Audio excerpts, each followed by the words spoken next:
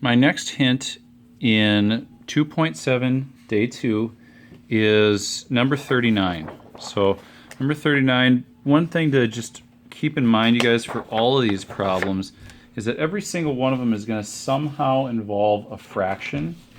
So the way that you go about this, not last section, but yesterday when we were doing 2.7 day 1, we were talking about how to solve these types of equations by multiplying by the least common denominator. So number 39, plugging in what the problem gives us. They have a formula there. We're just going to plug in the 2.3 and the x, and we get this formula that you see.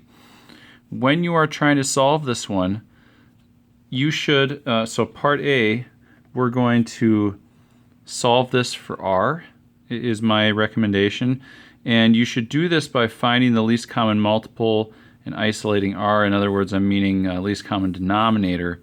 So when you're done, it should be in terms of x. Here's what we're going to do to start with, as we talked about yesterday, is we are going to multiply by the least common denominator, which here is just all of those pieces. So it's just multiplying by everything, 2.3 rx.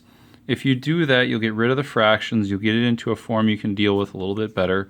The goal here is to solve it for r, so isolate r, and then that'll mean that x will be the only variable on the other side. That's what this phrase in terms of x means. Part B is the 1.7 ohms resistance in this problem should just be plugged in for r.